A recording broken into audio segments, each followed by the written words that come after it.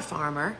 It is Wednesday and it's your friend Lisa Mason Ziegler here dropping in to answer some of your questions, trying to answer some of your questions. And so if you have never joined us here before on Ask a Flower Farmer, this is brought to you by thegardenersworkshop.com. And some weeks I'm here and other weeks we have guest hosts. You never know what flower farmer or florist might show up here. So welcome aboard, everybody. So this is how it works. For about 30 minutes, I will do my best to answer as many questions as I can. And if you would like for me to try to answer your question, you just post it in the bubble down at the bottom of your screen that has the question mark in it. That way I don't lose questions having to scroll through everybody's names, right? So while y'all are getting some questions geared up, questions about flower farming, cool flowers, seed starting, whatever you have, flower farming business, I will do my best to actually answer those for you. So while we're getting some of those in there, I wanted to share something with you guys. So this is my newest book. It's called The Cut Flower Handbook. Totally love this book. But what I think a lot of people don't know is that the largest section of this book is on cool season hardy annuals, better known as AKA cool flowers, right? So I thought I would show you guys. Actually, I want to keep that. This section of the book. The book's 240 pages. What I'm holding up are all cool flowers. Deep dive information, friends. So this book really covers, it's like your go-to resource. What varieties I grow, how to harvest them, seed starting tips, what does the seedling look like? So this is like your go-to reference book right now for cool flowers. It's like a deep dive. The Cool Flower book kind of really takes you and teaches you the concept and how to apply all those. And I think there's 30 flowers in that book. This book takes you deeper and it has more flowers in it. Plus, of course, it has warm season. So if anybody is interested in the book, you can comment book here and I'll DM you the link straight to it. And also when you purchase the book from us, you get this bookmark in the book, and on the back of that bookmark is a QR code, and that QR code will give you the free PDF bonus that we provide to our customers that has the flowers that didn't make the book. So I just thought I would point that out to y'all. I find myself using this book. You know, you would think the person that writes the book has all this information in their head. But friends, let me tell you something that I learned long ago in flower farming. I don't remember anything that I can look up. Do you know what I mean? It's like there's no reason to store that inside your brain. So I see we have some questions coming along. So I want to invite everybody to our special show on Friday. It is the 10th anniversary of the book Cool Flowers. Unbelievable, right? So I'm sure we'll be having, I'm hoping somebody's bringing cupcakes, right? So we'll be having a special celebration. And of course, we'll be talking about cool flowers and all that kind of good stuff. So join me. And that's inside my app. We have a shopping app. And it's kind of like, think of QVC, but it's me selling our seeds and gardening and farming tools. I mean, it's really kind of fun.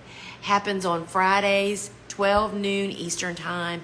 Inside the app, you can watch it from social media, but you can't participate in any of the giveaways or the comments with other viewers. And anyway, so it's really a lot of fun. So I hope to see you there. So I see we have only 3 questions. That's pretty unusual. Where is everybody? All right, Nancy asks, how do you control nutgrass in your flower bed? Oh my gosh. Nancy, it's going to like say on my death certificate, cause of death, nutgrass and Bermuda grass. Those are 2 really vicious, perennial weeds here for me. And I haven't really found a really great way. I mean, it's a constant source of frustration. But I will say, for both of those, whenever you have a perennial weed, that's a weed that returns every year. Oftentimes people will spray with some product and think, oh, I've killed it. Well, you may have killed the vegetative and part of the root, but oftentimes you haven't killed the whole thing. and it just grows right back, even with more vigor. And when you pull, like weed, like Bermuda grass or nutgrass, there are if you could see underground, there are so many little roots going to those little nuts that are down in the ground. And when you pull out part of it, it literally prunes it and tells it to grow more. So the only way I have found to control it is by out competing it. We, of course, don't use any chemicals here, and I'm sure that there are chemicals made specifically for nutgrass, but we just don't do that. So we out compete it by mulching deeply. I've even been known many years ago, I put a piece of landscape fabric down to grow crates of lilies on, and it was down for 2 years, right? And when we finally stopped doing that and we pulled it up, not only was the dirt dead under landscape fabric, because it just suffocates everything under it, but it also suffocates those perennial weeds. But do you really want to do that? So mulching deeply, removing as much as you can, and just being vigilant is all. You'll never get rid of them. You'll just kind of like control it, I guess. So I wished I had more wiser words for you, but I feel your pain. And it's real. I mean, especially nutgrass. Oh my gosh, they make me crazy. All right. Lisa asked, have you ever had a triple head zinnia bloom on one stem? I know exactly what you're talking about. And yes, we have. We've had doubles, triples, and even a quad a couple of times. And I'm not sure what causes that, whether it's insect interruption, some kind of insect damage that causes something to mutate and split or whatever, but it is really, really cool. We, in fact, right before the last storm that just blew through here, Debbie, we were out cutting, and we had a couple of double header queen zinnias. So yeah, that's really a cool thing. And customers love that stuff. We used to, years ago, I know now that a virus caused it, we used to grow a sunflower called Sunbeam, which is a green center with the gold petals, and we just grow the Pro Cuts now, which are faster to bloom, so we don't grow it. But Sunbeam seemed to be very predisposed and sensitive to some virus, and that virus would make them grow funky things out of the middle of the disc. Instead of being flat and green and beautiful, it would have these like gnarly things coming out. And I'll never forget, we had Country Garden magazine photo shoot producer and the writer all here doing an article. This was many years ago, and there were several of those sunflowers in my garden that I hadn't cut, and they were like obsessed with them. Like, oh my gosh, this is so awesome. How did you do this? It's like, oh my gosh, I thought they were trash. So don't underestimate the power of odd for customers, right? All right. So here is, it's Nancy. Thank you for confirming that nutgrass drives you crazy. I thought I was the only nut on the farm. No, there are many of us. And oh my gosh, I mean, it is here. I don't know where you are, but here in the South where I am in Virginia, it just thrives. And I do know that I learned from an extension agent years and years ago, and I'm trying to remember what he said. The best, if you are treating nutgrass with whatever that would be treated with, because we don't use anything, treating in the fall is the best time, because that's when apparently they're drawing the most nutrients from the foliage. So if you're going to do something, that is the time to actually do it. So, yeah, we ought to have a club.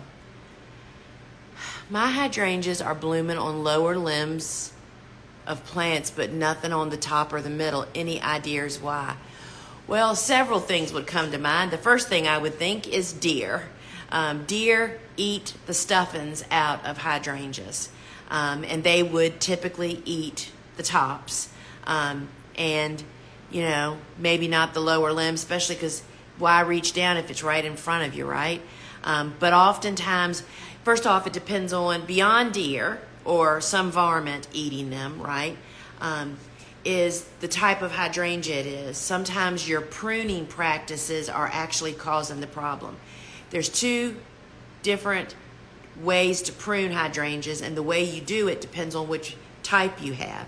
And When you have those type, like I have, big leaf mop heads, they bloom this year on last year's wood. What that means is that last year on a stem, that stem set buds last summer that sat there, not buds, but I mean deep buds, like you don't even really probably see them. They winter over, and that's what blooms this year. People that prune incorrectly on those cut off all of the blooms for next year. So but it all really boils down to what kind of hydrangea it is. Which I would just say about this, about insects, pruning, and issues. It really helps you to find what your issue is when you have a definitive known of what plant you're talking about. And as I just mentioned, it's not just all hydrangeas. There are so many different types of hydrangeas to really know what kind you have, because that could really just solve the whole problem. If you tell somebody what kind you have and then you saying, yeah, we prune them to the ground in August, to clean them up for next year. And it's like, well, you've cut off all the old blooms, the blooms for next year. So having your facts. And the other tip, these are my unsolicited tips, y'all. My other great tip is to learn how to take clear, focused images of your flowers, and more importantly, of insects. We get so many people asking us what an insect is, which I can't do. I mean, I'll tell you what I do, but you can't even make it out. It's got to be crisp. So you really need to learn, if you're a flower farmer especially, how to take better pictures, because that'll lead to it just makes everything possible. And for identifying insects, there's a free app called Seek, S-E-E-K. And if you get it on your phone, it's free, and it tells you what to do. You load your picture, and if it's a good picture, it'll tell you what it is right away. So that's just my 2 cents. Went down a rabbit hole. Jane asks, what are the main flowers you are starting in August? Not really any main flowers. I mean, what everybody is starting. It's too early for us to start cool flowers. We've already started our biennials. We've kind of stopped starting warm season tender annuals, except for our weekly sunflowers and a couple of grasses. But again, I just want to point out, in the book, the Cut Flower Handbook, the first 2 sections are about the way a cut flower garden works and about succession planting. And it has places for you to write. It tells you how to figure out when your planting windows are, and what you can still plant based on that information. And once you spend, a couple hours figuring that out, you're set for life on knowing what you can plant now. It all depends on where you are and when your first frost date is and what flowers you're talking about. So there really is no blanket answer for that.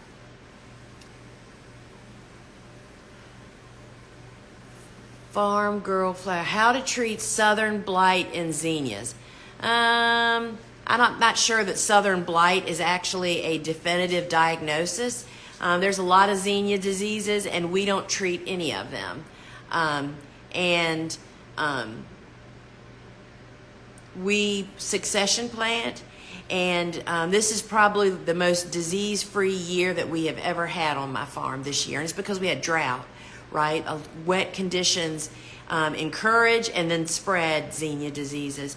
But we typically don't treat anything like that. We either mow them down and go on to we have other successions going on, because it's incredibly time consuming, not necessarily successful, and it often requires things that we would never put in our garden to do that. So that's kind of what we do for diseases in zinnias.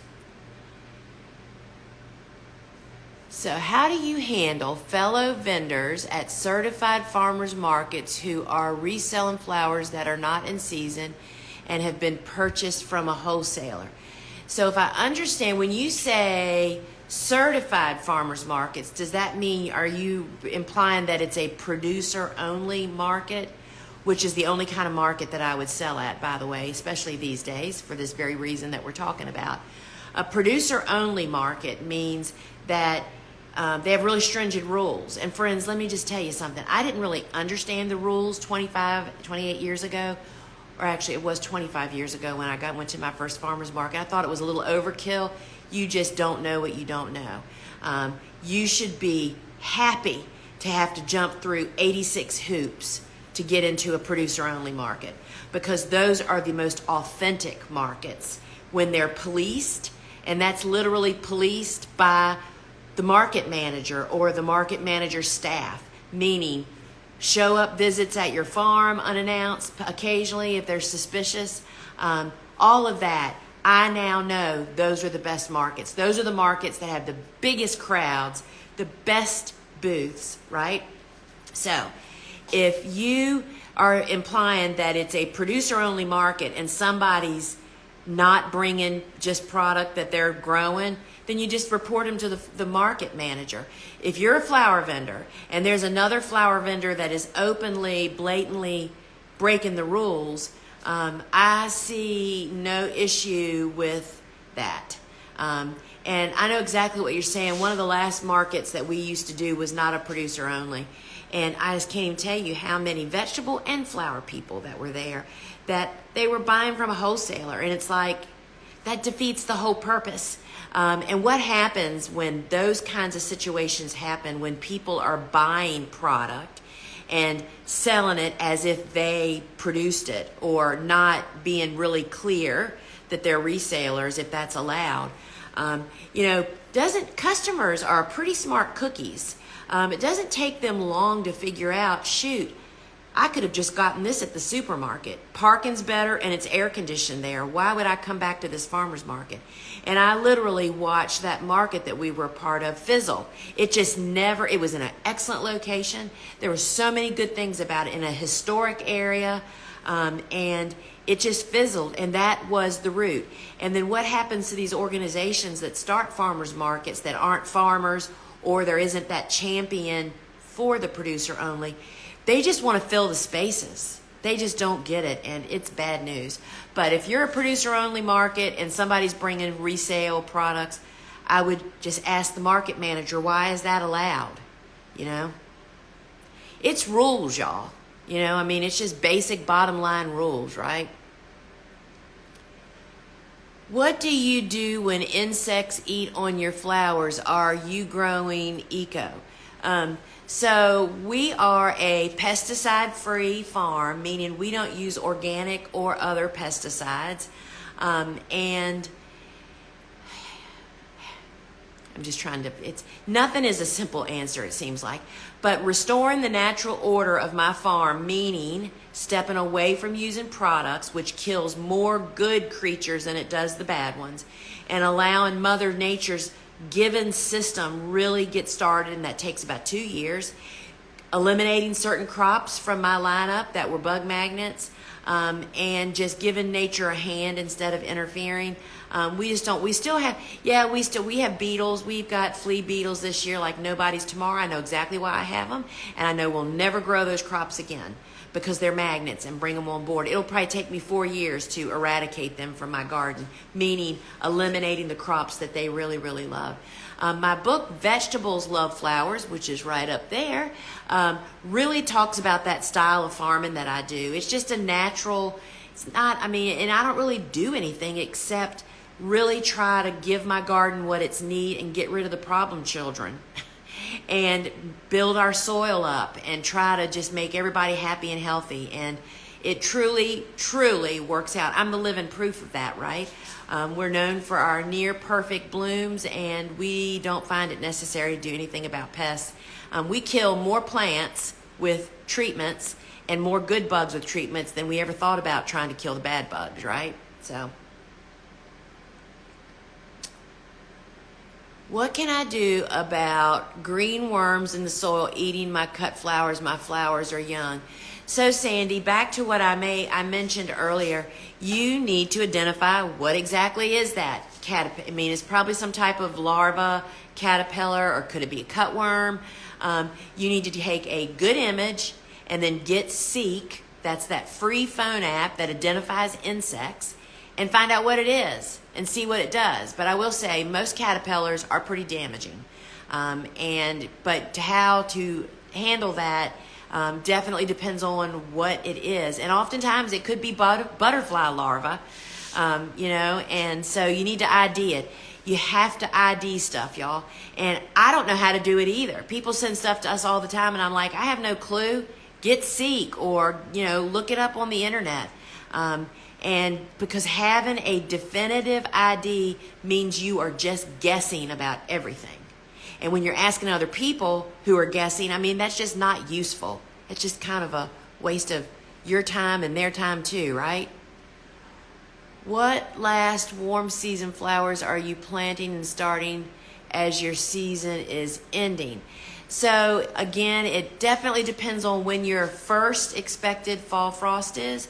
We are still, of course, planting sunflowers every week. And by the way, anybody that's in my club, today, of course, we have the sewing circle at 2 o'clock today inside my private club. And I'm sowing sunflowers. And Bobo, as we speak, is outside harvesting so many varieties or just variations of sunflowers, because we're going to talk deep sunflowers, because it's like, for many of us, it's go time. It's like our last few weeks of sunflower sowing. Sunflowers can be your profit margin, can beef up your profit at the end of the season, right? So we're still planting sunflowers. I do that till almost the end of September. And we're pretty much, everything's in the ground. I have a couple of scragglers, but they're really on the edge of will they bloom or will they not bloom in time, right? Some celosias. So we're right at that turning point. So this is really a great time of the year where we don't have a ton of seedlings for me to take care of, because let's see, this is August. We'll starting cool flowers mid to late September, mid-September probably. So yeah. And it's all about, friends, knowing your first frost and what's the days to bloom. It's just a simple math.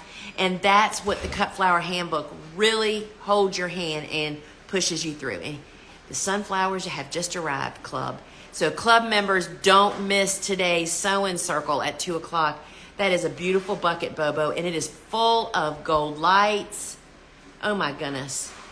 They really are perfect. And sun fills. All right. Anybody interested in my club, you can actually comment club here and get the details and join it. And we have great stuff. Masterclass once a month. A live Q&A with me once a month. I answer all the questions. You don't ever go away with your question unanswered. At the live Q&As, there's a private broadcast. Sewing circle every Wednesday at 2 Eastern time, where I sow seeds here on the farm. And I think that's all. And of course, the community. And then there's a community. It kind of works like Facebook, but it's not Facebook, where people share. And I do challenges every now and then. And anyway, it's a lot of fun. All right, let's see what else we have. Still have a couple of minutes here.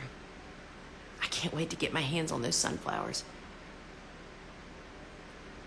What specifics would you want in a lease for more farming space? I'm looking at an adjacent lot and want to approach the owner, but need to be prepared. Oh, that's a can of worms.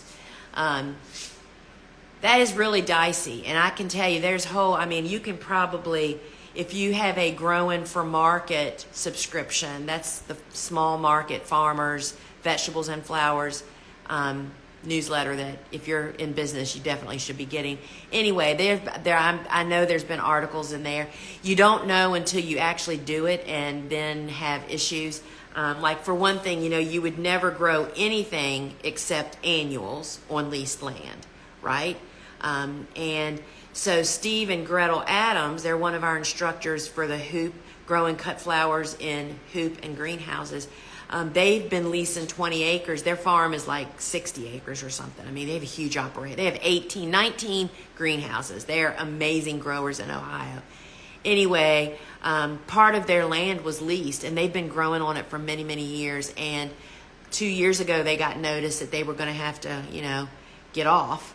And that's one of the things. And a clause, whenever you're leasing, in the lease, it needs to say how much notice. And 2 years is not unreasonable for a farming operation. What about water? Who's paying the taxes? Is it fenced? Can you fence it if it's a deer problem? You know what I mean? There's just a lot of stuff, especially if if you're there's worms if they're your friends, and there's worms if they're not your friends, right? I mean, I would almost prefer to be an acquaintance and not a friend, but to have really, and I'm sure you could search engine that and get some really great answers, but I would first understand that you are only planting annuals there, which just means that, if it's spring and they tell you got to get out in the fall, you're not stroking over what are you going to do with a bunch of woodies or perennials or what have you. But yeah, I would avoid that at all costs if you could. But if it adjoins your property, that's a little bit different.